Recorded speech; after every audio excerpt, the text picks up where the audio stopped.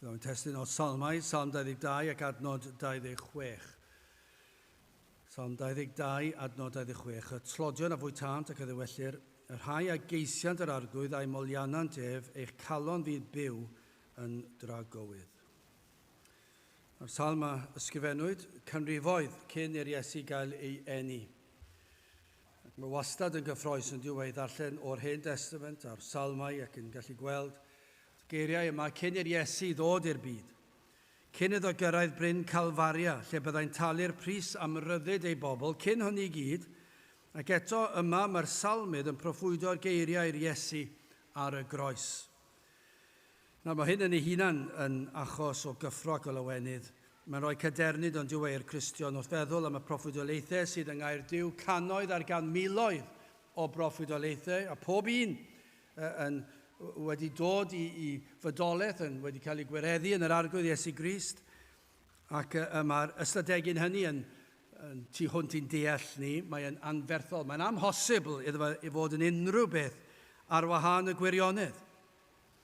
Ac yma eto mae'n ategu'r pwynt, mae'r salmydd yma yn mynd i'r fath fanylder, trwy nerth yr ysbryd glân, yn cael y geiriau i'w proffwydo byddai'r Iesu yn ei ddweud ar y groes. Adnod 1, gan gofio mae'r salmydd sy'n ysgrifennu'r geiriau yma. Fy niw, paham ym gwrthodais, paham yr ydwyd mor bell oddi wrth fy iachawdwriaeth a geiriau fy llefau. Tro ar ôl tro, mae'r proffwydolaethau'n mor fanwl, maen nhw mor gywir. Does dim cam ddeall na, does dim lle i ddweud, wel, mater o farn nhw, mae'n gymylog, mae'n lwyd i liw, ac does byth felly. Does dim un proffwydoliaeth lle byddwch chi'n dweud, wel, dwi ddim yn siŵr os mae dyna beth sy'n cael ei olygu fan hyn. Bob un tro, maen nhw mor fanwl, a mae hon yn enghraifft wych.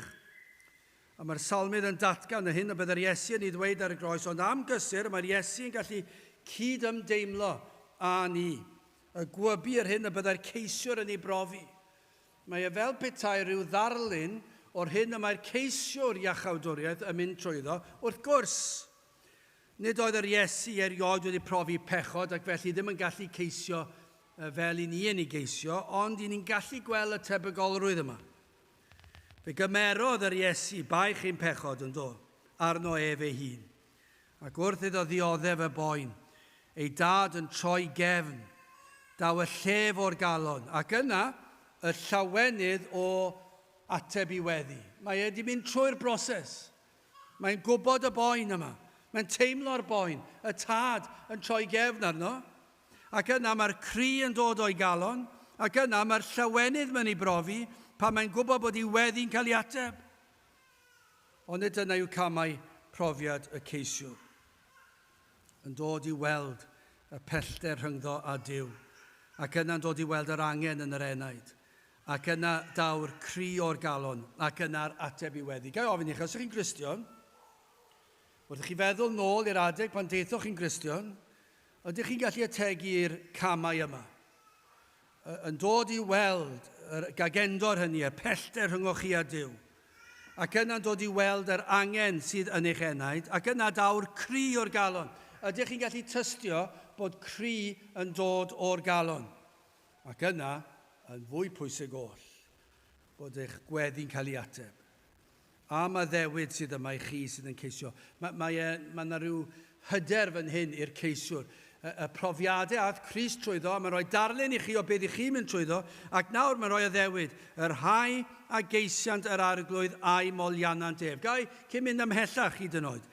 Os ych chi'n ceisio iachawdwriaeth, mae'r addewyd fan hyn. Yr rhai a geisiant yr arglwydd a'i molianant ef. Fe fyddwch chi yn ei foliannu fe maes o law. Fe ddaw. Dyna chi hwb i ddyfal barhau yn eich ceisio. Wel, yn gyntaf, hoffwn edrych ar y ceisiwr, ac yna'n ail ar ateb, ac yn olaf y mawl. Wel, yn gyntaf y ceisiwr. Cymaint o addewidion yng Nghaerdyw i'r ceisiwr yn does na. I ddweud y gwir, mae'n llawn o addewidion i'r ceisiwr, os ych chi'n ceisio. Falle bod rhai ddim yn gwybod beth maen nhw'n ceisio, ond maen nhw'n ceisio rhywbeth. A mae llwybrau nhw'n cael eu harwain ar hyd y ffordd yma. Ond am gysur sydd yn yr addewyd hon, yr addewyd y byddwch maes o law yn ymuno yn y côr. os yr ydych yn ei geisio. Dyna i chi addewid. Fe fyddwch chi yn rhan o'r côr. Falle fyddwch chi'n rhan o'r côr cyn diwedd yr oedfa hon. Falle cyn diwedd y dydd. Falle cyn diwedd yr wythnos. Efallai fydd na fwy o amser cyn byddwch chi'n rhan o'r côr, ond un beth sy'n sicr, fe fyddwch chi yn rhan o'r côr os ych chi'n ceisio. Achos mae'n addewidion yn dweud fe fyddwch chi yn ymuno yn y moli. Mae'n gallu ymddangos i rai mor bell i ffwrdd. I'r ceisiwr mae amser fel petai yn aros, yn dweud. I chi ddim yn gallu bodloni, chi ddim yn gallu bod yn hapus. Mae'r ceisiwr mewn sefyllfa anodd. I ni'n dymuno bod chi yn y sefyllfa yna. Mae'n swnio'n rhyfedd yn diwedd bod ni am i chi fynd drwy cyfnod anodd. Ond mwyn dod i gredu a phwyso ar yr arglwydd Iesu Grist, yna mae'n hanfodol. Ond mae'n brofiad, mae'n gallu fod yn anodd, yn unig, yn boenus. Ond un beth sy'n sicr, beth mae'r addewid yng Nghaerdyw, pen y taith yw hyn, fe fyddwch chi yn profi llawenydd a chawdwriaeth. Ond os oes na rhywun sy'n ceisio, cymerwch gysur fan hyn. Bod chi'n teimlo fod e'n anodd, a mae'n ymddangos mor bell i ffwrdd, falle bod chi allu edrych nôl, a dweud, dwi wedi bod yn ceisio nawr ers blynyddoedd. A sdim byd wedi digwydd. Ond allwch chi dal ddim defnyddio hwnna fel dadl, fe ddaw, os ydych chi wir yn ceisio. Efallai bod rhai yn barod i roi'r ffidil yn y to. Yn teimlo fel digaloni. Ond mae'r rhaid yn ôl Gaerdyw, achos does dim celwydd yng Nghaerdyw. Mae'r rhaid i ni ddweud hyn, peidiwch a roi'r ffidil yn y to. Mae yna gysur fan hyn i ddyfalbarhau. Philippiad 1:6, gan fod yn hyderus yn hyn, a bydd yr hwn a ddechreuodd yn o'ch waith da, ei orffen hyd ddydd Iesu Grist. Os oes na waith wedi cychwyn, os oes na wir ceisio, yna fe fyddwch chi yn profi llawenydd. Yn sicr, pan dywed Crist ar y groes, y byddai y sawl sydd yn ei geisio yn ymuno yn y côr i fyliannu, ond sylwch hyn, rhaid eich bod yn ceisio, gwir ei geisio. Cofio dweud hyn sawl gwaith yma o'r pwlpid, sut dywed ar un adeg i fi ei fod am droi i ffwrdd, gan fod wedi ceisio ers blynyddoedd bellach, a doedd dim byd wedi digwydd. Na, beth yw'r ateb am hynny? A dwi wedi dweud hyn sawl tro. Yr ateb roddes i oedd nid oeddet yn ceisio o gwbl felly. Amhosibl. Amhosibl yw dy fod wedi ceisio a dim byd. Achos dyw hwnna ddim, neu os yw'r wir yn ceisio, fi fydd yr awydd i ddyfalbarhau yn y ceisio, ond i chi ddim yn rhoi'r ffidil yn y to yn dweud oes dim canlyniad yn mynd i ddod i hyn, achos hyd yn hyn, os nad oes dim byd wedi digwydd, dwi ti ddim yn ei geisio fe. Dyw e ddim yn golygu gymaint a hynny i ti. Byddwch y cyntaf yn hanes y byd, i wir geisio'r Iesu a methu ei gael. Hynny yw, yn gwybod hyn fel ffaith. Ni fydd na un enaid yn uffern yn cwyno. Fydd dim cwyno yn uffern. Fydd dim un enaid yn uffern. Fydd na gwyno o ran y boen, fydd na o'r dyfaru o peidio gwrando. Efallai rhai yn dyfaru peidio gwrando ar mam a dad tra'n blant ac yn yr ysgol Sul ac yn yr oedfan. A rhai falle o ddim wedi cael y profiad o fynd i gapel, ond wedi cerdded y mynyddoedd a gweld prydferthwch byd natur a wedi meddwl yn dyfaru pam nes i ddim meddwl bod na ddiw tu nôl hwn. Pam nes i feddwl bod y gwyddonwyr yn iawn, bod na rhyw ffrwydrad o ddim byd wedi achosi'r prydferthwch rhyfedda yma i fod yn ei cael ei wneud. Pam nes i feddwl y fath beth? Na, fydd hwnna'n digwydd. Yn sicr fe fydd na bendroni tu hwnt yn meddwl sut yn y byd. Na nes i feddwl am fynd i gapel i gwrando ar air Duw. Wrth gwrs, ond un peth i ni'n gwybod fel ffaith, ni fydd na un enaid yn uffern yn cwyno a dweud ei bod wedi ceisio'r Iesu ac na fydd e wrando ar eich cri chi. Fydd dim un enaid. Fydd dim un enaid yn gallu dweud bod yn anheg bod nhw yn cael eu cosbi. Fydd dim un enaid yn dweud ei bod yn golledig a bod hwn yn gwbl groes i gyfiawnder. Fydd dim un enaid yn gallu dweud na. Fydd dim un enaid yn gallu dweud, fe nes i droi at Iesu mewn gweddi, dro ar ôl tro, blwyddyn ar ôl blwyddyn, nes i geisio fe, ac ar ôl peidio derbyn heddwch, roes i'r ffidil yn y to, a es i'r tafarnau ac i'r byd ac i'r clybiau'r nos, neu roddes i fy mywyd i waith, neu beth bynnag yw'r bydolrwydd i chi'n hoffi. Fydd dim un. Ac i ni'n gwybod hwn fel ffaith, achos mae gair Duw wedi dweud wrthon ni. Nid oes un enaid yn cael ei troi i ffwrdd o Grist sydd yn dod ato, ond mae rhaid fi rybuddio chi fel ein peidiwch ac am ddeall beth yw ceisio. Nid ceisio yw meddwl am funud neu ddau am dragwyddoldeb, meddwl, hoffen i fod yn Gristion, neu na i drial e mas am gyfnod. Na, mae hwn yn ganlyniad i waith yr arglwydd yn dechrau yn eich enaid chi. Dyma'r ceisio.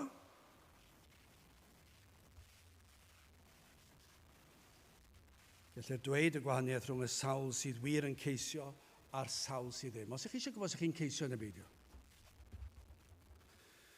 Fel yr un sydd yn fodlon o fod wedi cael mynychu oedfa, troedio trwy ddrysau'r capel, eistedd yn yr oedfa am gyfnod, teimlo'n well am ei hun, am gael bod yno, y bocs wedi dicio, a ffwrdd nhw, a popeth yn iawn.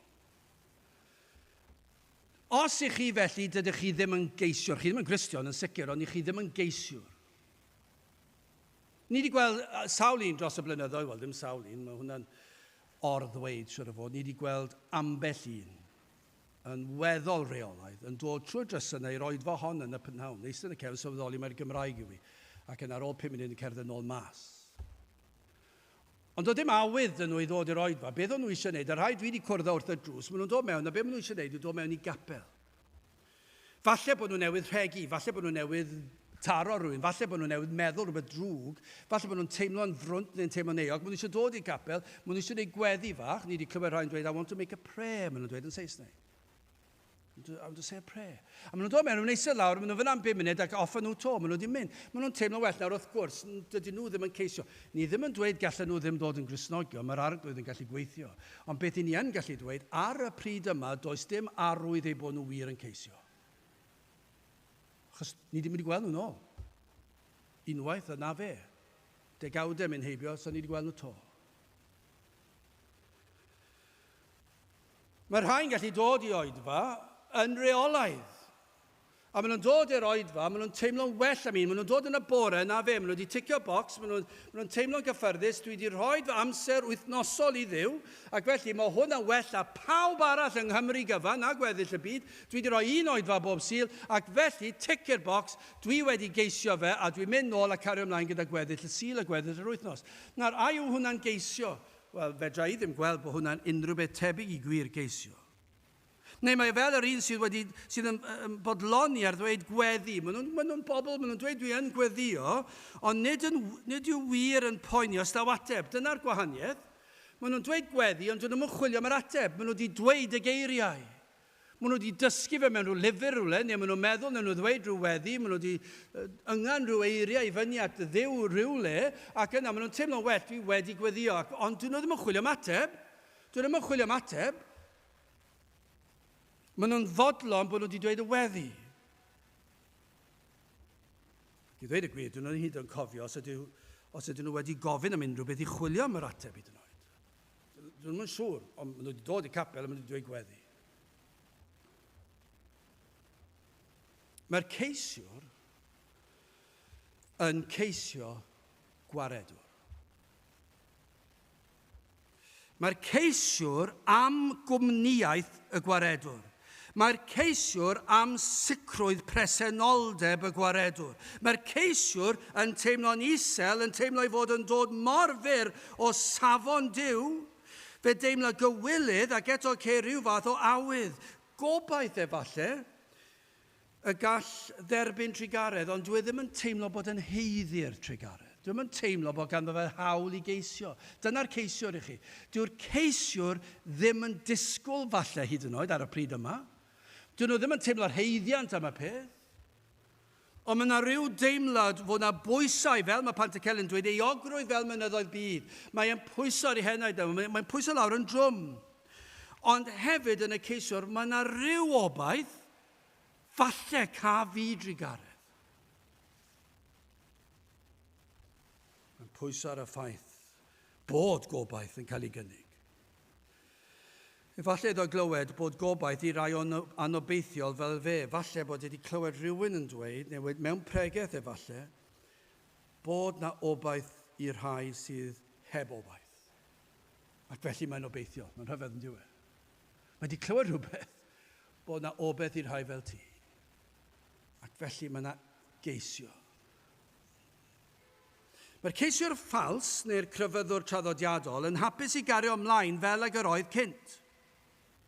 Ac ar ôl y weddi fer, ychydig o grefydd fe ai yn ôl i'r byd. Mae'r ceisiwr ffals neu'r crefyddwr traddodiadol yn dod i'r capel ddim yn disgwyl dim byd ac yn gadael yr capel heb cael ei ysgwyd o gwbl. Nawr wrth gwrs, dwi'n gwybod am rhai, enwedig yng Nghymru, mae pobl yn mynd i'r capel pregethwyr, yn mynd i'r pwlpid, a maen nhw'n wleidyddol iawn. A dyna yw eu crefydd nhw moesau, gwleidyddiaeth, helpu'r tlawd, helpu'r trydydd byd, sôn am ryfeloedd, pa mor greulon yw nhw, a sut mae tlodi, a'r holl beth yna sydd popeth yn iawn yn ei le, ond dyna neges y pregethwr. Ac felly mae'n mynd i'r oed fel honno, falle mi fydde'r cynulleidfa yn dweud, wel do, ges i fy ysgwyd i roi tipyn bach mwy yn y casgliad i'r tlawd. Dyna'r lefel i ni'n sôn amdano. Sdim byd ysgrythurol am hyn. Dwi ddim yr efengil, wrth gwrs i ni am helpu pobl, ond nid dyna'r efengil, nid dyna beth yw Cristnogaeth. Ond mae'r rheini'n fwy na pharod i cael ei gadael i fynd trwy drysau, ac yna trwy drysau cefn neu'r blaen, ac maen nhw'n mynd i'r car, maen nhw'n mynd gatra, maen nhw'n gallu cario ymlaen gyda gweddill i diwrnod nhw, achos i'r mwyafrif un oedfa'r sil yw, ac wedyn mae gweddill y sil i neu be bynnag chi moyn.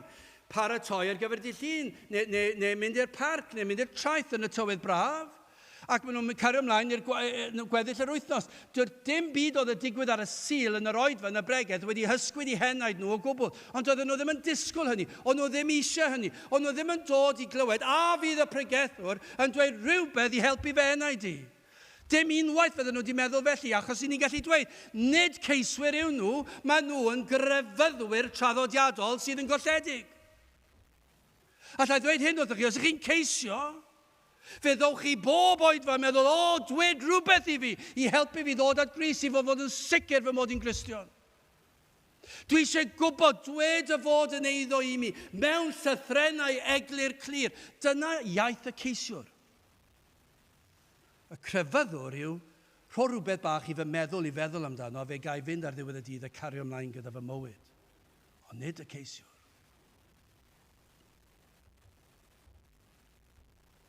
Nid chydig o grefydd i ni'n sôn amdano. Mae'r ceisiwr am gadw i ffwrdd cyn belled a phosib o'i bechod. Mae'n dechrau dod i weld i bechod a mae e'n trio i orau i stopio pechu. Ond dwi'n gallu, ond mae hwnna'n arwydd i chi o geisiwr. Bydd fe'n od, meddwl am y bedolrwydd traddodiadol. Bydd fe'n od disgwyl ceisiwr yn dweud ei fod yn ceisio maddeuant pechodau, ac yna chi'n ffeindio fe yn berffaith hapus ei fyd yn y byd, yn y clybiau, yn y tafarnau, yn ei feddwdod, yn ei anfoesoldeb, yn cario ymlaen, neu yn yr tiopra, neu beth bynnag fwy crand na clwb nos, neu yn yr tai bwyta crand yma, lle chi'n cael un darn bach ar eich plat, a maen nhw'n cael 9 cwrs. A maen nhw'n mynd fyna, maen nhw'n hapus i byd, a maen nhw'n cario ymlaen, mynd fyna bob wythnos efallai, a maen nhw'n gwario, a maen nhw'n mwynhau, a maen nhw'n mynd yn gwybod, a wedyn maen cofio yn sydyn iawn, o ie, mi roeddwn ni'n ceisio, dwi ddim i tebyg yna, nag yw e. Mae'r ceisiwr am gadw i ffwrdd o fydolrwydd, mae'n methu cadw, dwi'n llwyddo, mae'n dal i bechu, ond yn ei feddwl mae e'n ceisio peidio pechu, achos mae wedi dod i weld fod ei bechod e'n gadw ei ffwrdd o'r arglwydd. A mae'n gwybod fod pechod yn rhwystro mwynhad presenoldeb yr arglwydd, ac felly mae am cadw ei ffwrdd. Os gwybu ni all ddelio ei bechod, a am frwydr yn yr enaid, mae'r brwydr yma'n parhau tro ar ôl tro, mae'n pechu, mae am peidio pechu, dwi ddim yn gwybod sut i peidio pechu, mae mewn dryswch diri. Mae bechod yn tynnu fel lawr. Teimlo dylanwadau'r byd yn ei lethu, ac eto mae'n nôl yn y byd. Mae teimlau wendid. Mae'r gwir ceisiwr, nid yw yn ei roed o'r neilltu. Nawr, mae ar ei feddwl drwy'r adeg, wrth gwrs, mae'n dal i fynd gorfod mynd i'r gwaith, ac os yw'n gorfod canolbwyntio ar trwsio'r car, neu llawfeddig yw yn gorfod canolbwyntio ar y dasg o'i flaen, neu wrth gwrs hynny. Dwi'n meddwl mae peth drwy'r amser yn yr ystyr hynny o'r gair. Beth i ni yn gallu dweud, yw dweud ddim yn bell o'i galon e. Pan daw eiliad o dywelwch, mae ei enaid yn teimlo'r eogrwydd, yr ansicrwydd, y deheuad. Dychmygwch y person yn yr anialwch am ddyddiau. Dychmygwch, lle chi enw unrhyw anialwch poeth, sych. A mae rhai nhw'n anferth, milltiroedd, cannoedd ar gannoedd ar gannoedd ar gannoedd o filltiroedd. Dychmygwch chi bod rhywun gollwch chi'n ei ganol. A does dim dŵr dych chi. A chi ar fi'n marw o syched. Ac yna chi'n dod ar draws rhywun sydd yn dweud bod dŵr ar gael yn agos ac yn dangos i chi ble mae'r dŵr. Does dim un posib bydde hwn yn dweud diolch yn fawr fe a fi yno heno. Neu fe a yna bore fori. Ble mae eto? Diolch. Dde, chwyth, neu 5 milltir ffordd neu beth bynnag. Does dim un ffordd nag oes. Mae ar fi'n marw o syched. Mae wedi bod yn breuddwydio meddwl am ddŵr ers amser hir. A mae rhywun yn dweud wrtho ble mae'r dŵr. Dwi ddim yn mynd i ddweud fe a yna bore fori. O dwi'n mynd i fod ar agor? Dwi'n mynd i ofyn y fath beth. Be mae'n mynd i wneud? Mae'n mynd i fynd. Mae'n mynd i fynd yn syth. Mae am y diod nawr. Mae wedi bod yn deheu. Mae sycha mae ar fi'n marw. Falle fi ddim yn cyrraedd bore fori. Felly mae e'n mynd yn syth. Ond nes oes na rhyw fath o deimlad felly fan hyn. Pa mae enaid yn ceisio'r gwaredwr, yn ceisio'r Iesu. Mae ar eu meddwl nhw trwy'r amser, mae'n dod nôl. Mae'n cario ymlaen i mynd i'r gwaith, mae'n edrych ar ôl y teulu. Ond yna mae yna eiliad yn dod, a mae yna. Ond yna mae rhywun yn dweud wrthych chi ble mae'r ateb, a maen nhw'n deheu am yr ateb. Na mae yna wahanol i grefydd, ond nid crefydd yw hwn. Dyma gwir grefydd. Ond nid y crefydd traddodiadol yw hwn, lle mae rhywun yn bodloni, mynd trwy seremoni a mynd o'na, cael cymyn a mynd o'na, bedydd a mynd o'na. Dim dyna Cristnogaeth, mae rhywun am bethau allanol, maen nhw'n iawn yn ei lle. Ond nid dyna gwir Cristnogaeth. Dyna beth ni'n gweld yng Nghymru heddi, yw rhywbeth o draddodiad teimlo'n well ar ôl mynd i oedfa, o'r ychydig sydd yn mynd, a maen nhw'n teimlo'n well am ei hunan, dweud gweddi fach, a mae popeth yn iawn. Ond os ydych chi'n gwybod y boen yma, yr eogrwydd fel mynyddoedd byd, gwrandewch ar hyn, y tlodion a fwy tant ac a ddiwellir yr rhai a geisiant yr arglwydd a'i molianant ef, eich calon fydd byw yn dragowydd. Dyna'r addewid i chi, os ych chi'n ceisio, wir yn ceisio, os ych chi'n gwybod rhywbeth am y boen, y deheuad, nad yw yn diflannu, yna dyna'r addewid i chi. Wel, yn ail felly, beth am yr ateb? Yr ateb i'r weddi. Y byddwch maes o law yn ran o'r côr, y côr y saint sydd wedi derbyn y maddeuant am ei pechodau. O am gorau sydd yng Nghymru, maen nhw'n anhygol yn dyn nhw. Dwi'n dwlu edrych ar yr Eisteddfod yn enwedig pan mae'r corau'n dod. Dwi'n dwlu ar y deuawdau, a'r corau unsain, ar un a gyd. Dwi'n mwynhau gwrando yr holl amser, ond pan mae'n dod i'r corau mae'n hyfryd. A mae yna gystadlaethau, wel, mae un wedi cael ei rhwystro nawr, dwi'n credu cor y byd neu rhywbeth bynnag oedd e. A maen nhw'n anhygol, sut maen nhw'n dysgu'r holl bethau ar tonau, mae'n wych. Dychmygwch beth nhw'n deall ar y fengil pob un o'r corau yma. Dychmygwch y sain bydd yna. Bydd fy'n anhygol. Pan ydych chi'n clywed pobl yn canu clodydd i Dduw ac wedi brofi fe, yn gwybod beth yw derbyn maddeuant pechodau ac yn canu yn y cor, ond dyma'r addewid, falle fyddwch chi byth ddigon da i fod yn rhan o un o corau Cymru, a siwr o fod corau Cymru yw gorau'r byd byddwn ni'n tybio, a llai ddim dychmygu gwledydd eraill gyda corau'n dod yn agos i'r corau sydd yng Nghaerdydd ei hun, sôn am weddill Cymru, maen nhw'n anhygol, ond allai ddweud hyn wrthych chi, allech chi fod y canwr gweitha ar wyneb y ddeiar, ond fe fyddwch chi maes o law os yn geisiwr i'r arglwydd Iesu Grist yn ymuno yn y cor yma, a fydd eich sain chi y peth hyfryta glywyd erioed, achos bod chi'n gallu taro dim un nodyn yn iawn, fe fydd eich geiriau fydd yn dod o'ch gen yn diolch i Dduw am eich achub chi o effer. Dyna i chi gan, dyna i chi addewid, fe fyddwch chi'n rhan o'r cor os ych chi'n ceisio. Cor, y sawl sydd yn berchen ar heddwch a Duw a bywyd tragwyddol, ac i raddau'n rannol, nad ydych wedi dod yn llwyr, gellir dweud os ych chi'n geisiwr, bod yr addewid wedi gyflawni'n barod. Wrth gwrs, chi ddim wedi derbyn iachawdwriaeth eto, ond allwn ni ddweud hyn yn rannol. I chi yn barod wedi profi cyflawniad o'r addewid. Yr ydych yn eich ceisio, yn rhoi mawl a chlod i'r arglwydd trwy eich ceisio. Ond nid yw'n wir, chi'n barod, mae yna rhyw elfen o ganu yn y côr yn barod. Achos os ych chi'n ceisio Crist, mae Crist yn barod yn cael ei ogynneddu. Ych chi'n barod yn rhoi cydnabyddiaeth iddo fe. Chi ddim wedi dod llwyr, mae dar o eich chi dod at y groes. Ond mae yna rhywbeth yn does, mae yna rhyw elfen ohono fe yno. Gan eich bod yn credu digon i'w geisio. Chi wedi dod i'r man, chi wedi dod i gredu digon, falle bod dim llwyr ffydd wedi dod i bwyso'n llwyr arno fe, ond mae yna gychwyn y gwaith, mae'r gwaith wedi cychwyn, a chi wedi gweld bod yna le i'w geisio fe. Nid yw y byd amed i farhau o bechod. Nid ydynt yn wylo oherwydd ei bod wedi pechu a thramgwyddo Duw. Os wylo oherwydd iddynt gael ei dal. Dyna i problem nhw. Os oes yna wylo, gan amla, mae oherwydd bod nhw wedi cael ei dal. Clywsoch chi am fywyd perffaith Crist yn cadw'r gyfraith yn eich lle. Ac mae hyn yn eich gwythio chi ymlaen i'w geisio. Nid yna i'w ceisio, mae yna enaid wedi clywed rhywbeth, mae yna un wedi dod sydd wedi gwneud popeth yn eich lle ac i chi'n dechrau geisio fe. Dyna gwir ceisio. Fe glywsoch chi, falle trwy bregethu neu darllen, neu rhyw darn o bapur, neu adnod, neu Beibl wedi cael ei roi i chi, fe glywsoch chi am ei waed, ei fod yn gallu golchi bob staen pechod i ffwrdd, ac efallai bod chi wedi trio dros y blynyddoedd i wella chi'n anamethu, nawr chi wedi clywed am un sydd wedi tywall ei waed drosoch chi, a sydd wedi dweud mae'n gallu golchi chi'n llwyr lan o bechodau'r gorffennol, presennol a dyfodol. Am drigaredd. Dyma i chi drigaredd pan mae'r ysbryd glân sydd wedi agor llygad yr enaid i weld yr angen yn y lle cyntaf, i weld eich pechod, i weld eich heiddiant. Ond yna y mae'r dod ar enaid. Falle mewn oedfa, neu drwy ddarllen gair Duw, neu rhyw lyfr, neu dystiolaeth ffrind.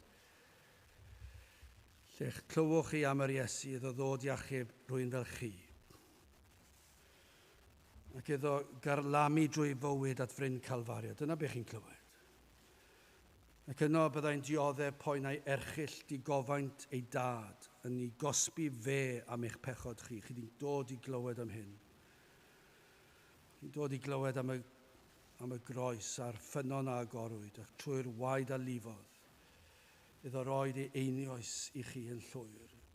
Ac yna dan arweiniad yr ysbryd glân, fe ddaw a chi at droed y groes. At y man lle gellir delio a'ch baich a'ch eiogrwydd, ac mae'n ei gymryd oddi arnoch. Ond nid dyna sydd yn digwydd i'r ceisiwr, mae'n dod at droed y groes. Ac mae'r baich yn cael ei gymryd oddi arnoch, ac mae'n cael ei osod ar Grist. Am eiliad yw hwnna. Eich pechod yn cael ei osod ar Iesu Grist ac mae'n talu'r holl ddyled, y tlodion a fwytant ac a ddiwellir, yr rhai a geisiant yr arglwydd a'i molianant eich calon fydd byw yn dragowydd am ledd wrth droed y groes. Mae'n rhyfedd yn diwedd, pam fod pregethwyr ddim yn pregethu am droed y groes ac am y gwaed a lifodd drwy'r amser, achos dyna'r unig lle y mae y ceisiwr yn derbyn bendithion i'r enaid. Does dim lle arall. Does dim testyn arall rhaid dod nôl at y groes bob tro. Ond wrth droed y groes, pan mae'r ceisiwr o'r diwedd trwy ras Duw, trwy waith yr ysbryd glân, di dod i weld i bechod, mae'n dod i weld i angen, ac yna mae'n clywed am un, mae'n clywed am ei fywyd, mae hwnna'n bwysig, mae'n clywed am ei berffeithrwydd, mae'n clywed am ei gyfiawnder, mae'n clywed bod Iesu Grist yn cynnig ei gyfiawnder i chi, ond yna mae'n clywed tyrd ar droed y groes, a mae'r ysbryd glân yn arwain y ceisiwr, mae'n llusgo i draed, mae'n llusgo i enaid, dwi'n pryn yn gallu codi lygaid i fyny, a dyrchafu i lygaid tuag at y mynyddoedd. Ond trwy ras mae'n cael nerth i edrych digon at y groes. Ac beth sydd yn digwydd? Mae ei bechod yn cael ei gymryd oddi arno a'i hoelio ar Grist. Ac mae ffydd yn cael ei rhoi iddo. Ac mae'n cael ei gallu i ymddiried fod Crist wedi talu'r pris yn llwyr. am ledd sydd wrth droed y groes. Mae'n gwledda, mae'n bwyta, mae'n yfed. O'r diwedd mae'r enaid yn gallu bwydo oddi ar bara'r bywyd ac oddi ar y dŵr bywiol. Mae'n yfed o Grist o'r dŵr bywiol, mae'n bwyta o'r bara'r bywyd ac mae'n derbyn o fendithion yr Efengil. Fe dderbynnu ar rhoddion diri, ffydd a chibol i gredu, i bwyso i enaid ar Grist, i fwydo ohono ef, i gael ei fodloni'n llwyr, fod y newyn y syched yn cael ei fodloni. Rhaid bod hyn yn digwydd os ydyn ymoliannu Iesu Grist. Yna rhaid iddo fo wedi delio a'i hangen gyntaf. Os fyddwch chi yn canu ei glodydd, fyddwch chi'n canu ei glodydd am y rheswm yma, fod yr Iesu wedi delio gyda'ch angen chi, eich baich chi, eich pechod chi. Am ledd sydd wrth droed y groes. Mae'r holl fendithion yna'n cael ei rhoi i chi mabwysiad a bywyd tragwyddol. Heddwch a Duw, heddwch cydwybod, mae yna bentyraeth o fendithion yno ar y ddewyd y bydd gyda chi bob cam o'r ffordd i dragwyddoldeb. Dyna'r ddewyd, dyna'r wledd. Mae'r eglwys heddi wedi penderfynu mae'r gwledd yw pizzas a hot dogs. Ond dydyn nhw, mae'n anhygol. Dyna yw'r ateb y mae'r eglwys heddi yn rhoi. Gewn nhw fewn, roddwn ni fwyd iddyn nhw, roddwn ni ddiod iddyn nhw. Dim dyna beth sydd angen yn nhw. Beth sydd angen yn nhw gwledd ar Iesu Grist. Rhowch 2 awr o bregeth i enaid. Codwch eich llais nes bod y to'n codi. Nes sybrydwch mae'r dawel. Does dim ots gen i. Cyn bellai bod chi'n dweud bod na wledd o'r droed y groes. Dyna yw'r gwledd. Dyna beth sydd angen. Dim chwarae crefydd i ni. Mae Cymru wedi chwarae a chrefydd dros ganrif bellach. A mae eneidiau a niffennes ers blynyddoedd, os ni'n gallu defnyddio term blynyddoedd yn rhagwyddoldeb. Maen nhw wedi bod na pam, achos dyw Cymru ddim wedi pregethu'r Efengil. Dyn nhw ddim wedi sôn am y wledd. Dyn nhw wedi sôn am y groes. Dyn nhw wedi sôn am heddwch a Duw. Dyma yw'r ble mae'r wledd.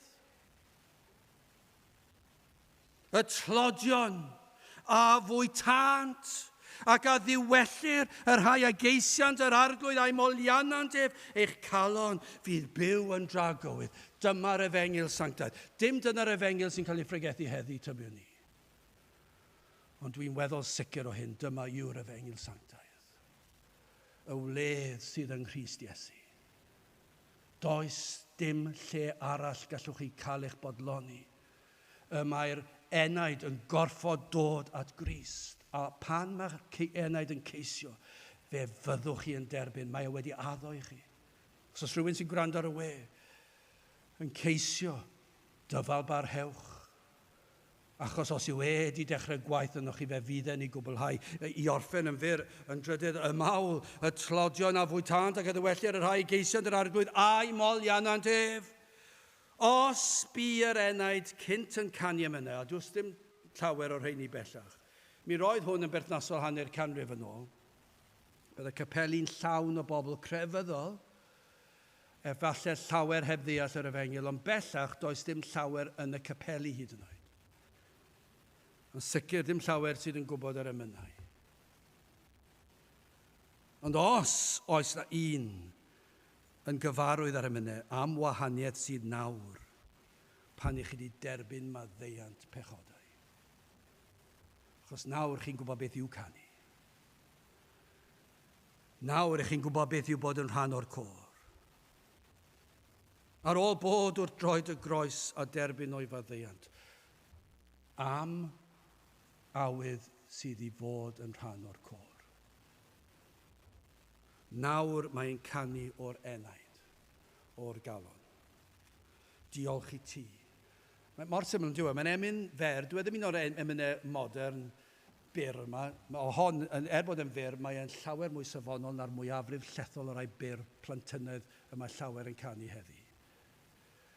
Mae yna rhywbeth am hon. Diolch i ti, yr holl alluog Dduw, am yr Efengil sanctaidd. Halleluia. Amen. Nag yw yn dweud y cyfan. Dyna beth yma'r pechadur sydd yn ceisio, sydd yn derbyn maddeuant wrth droed y groes am ei ganu. Diolch i ti. Ganon ni ar ddechrau'r oedfa. O, am dafodau fil ar gan i'n prynwr, i roi maes fawl a gogoniant farglwydd glan gorchestion mawr ei ras. i ni eisiau bawb clywed. I ni eisiau bawb i clywed ein moliant o'r arglwydd Iesu Grist am ei ras. Pa le, pa fodd dechreuaf. Mae'n anodd dweud pa le, pa fodd dechreuaf folianu'r Iesu mawr. Ol rheinio i ras, ni fedraf, mae'n llenwi nef a llawr. Dwi'n gweld ei ddechrau. Mae mor fawr bod yr arglwydd i maddau fi, fy mod i wedi cyfachu, pam fi ni methu deall e. Ond mae wedi maddau fy mhechod i ol rheinio i'r ras ni fedraf, mae'n llenwi nef a llawr, anfeidrol ydyw'r ceidwad, a holl drysorau'n llawn, di derfyn i'w i gariad, di fesur i'w i ddawn. Dwi eisiau canu glodedd trwy'r amser, dyna beth ddyle fod. Dwi eisiau bod mewn bob oedfa. Dwi eisiau bod mewn gymaint o beth y fedra i ganu glodedd e. Trigaredd a gwirionedd yng Nghrist sy'n awr yn un, cyfiawnder a thangnefedd ynghyd am gadw dyn, am Grist a'i ddioddefiadau, rinweddau marwol glwy, y seinir per ganiadau i dragwyddoldeb mwy. So chi ddim yn hoffi canu clodydd Crist nawr, chi'n mynd i cael trafferth. Wel, rhaid dweud, falle, yna le i bryderu lle chi'n sefyll. Achos y seinir per ganiadau i dragwyddoldeb mwy. I ni'n ymarfer nawr. I ni'n cael ymarfer côr nawr. Yn barod i'r nefoedd. Lle byddwn ni'n gallu ganu fe mewn perffeithrwydd. I ni'n methu nawr yn neud yn iawn. Ni'n pechu, ni'n crwydro, mae yna falchder, mae yna pob math o beth. Ond pam fyddwn ni'n y nefoedd? Fi dim balchder, fi dim un cymhelliad anghywir. Fydd y cyfan i roi clod iddo fe. O, diolch am gyfryngwr gwaredwr cryf i'r gwan, o am gael ei adnabod fy mhriod i am rhan, fy ngwisgo, dyma pam ni'n diolch i'r arglwydd Iesu Grist, fy ngwisgo a'i gyfiawnder yn hardd ger bron y tad, a derbyn o'i gyflawnder o deithio'r anial wlad. Dyna pam ni'n diolch. Dim syndod bod yna emyn arall yn dweud hallelujah i'r oen, bod casodd ein pardwn. Nôl croesi i orddonen, drachefn ni a'i molwn. Mae yna leg dyn ni nawr i foli yr arglwydd Iesu Grist. Mae'r enaid yn ddyddiol am ei folianu. Am ddiolch iddo, i ddiolch i'r Iesu am ei fywyd, am ei farwolaeth, am ei atgyfodiad, am ei esgyniad, ei fod yn eiriol trosom. Diolch iddo am ei berffeithrwydd, am ei ddioddefiadau, am ei waed. Diolch iddo am ein golchi ni'n wynach na'r eira. Diolch am y cydernid y diogelwch tragwyddol. Diolch am fywyd tragwyddol. Ni at ddim cymeryd yr iachawdwriaeth yma oddi arno. Mae yna'n rheswm arall i diolch iddo fe. Unwaith yng Nghrist am byth. Mae hwnna'n pwnc arall ein cael. Fod ein iachawdwriaeth yn ddiogel hyd tragwyddoldeb, nad oes damnedigaeth i'r sawl sydd yng Nghrist Iesu. Am gór. Am gór fydd yn y nefoedd. Ond am gór nawr ac yn gweddi yw y bydd yna rhai sydd yn ceisio. Yn dyfalbarhau yn ei ceisio. Ac yn gweddi falle cyn diwedd yr oedfa neu cyn diwedd y dydd y byddwch chi'n rhan o'r côr. Y tlodion a fwytant ac a ddiwellir. Y rhai a geisiant yr arglwydd a'i molianant ef. Eich calon fydd byw yn dragowydd. Gadewch i ni weddio. O Dduw, i ni yn diolch i ti am yr efengil sanctaidd. Ac yn gweddio o Dduw, o aid yr hyfryd wawr ar led, gol leid ei ar lydan. Hallelujah. O Dduw, tyrd, gad i ni weld yr efengil yn lledaenu ar draws y wlad hon o leia gwledydd eraill dros y byd. Gad i ni weld yr arglwydd Iesu Grist yn cael ei ddyrchafu, ei ogoneddu, a bydd yna lawer yn dod at ei groes, at droed ei groes, ac yn derbyn yr holl fendithion ac yn ymuno yn y côr. Tyrd, gweithio ni'n plith, ni'n gofyn hyn o trwy enw ac eiddiant ein harglwydd Iesu Grist. Amen.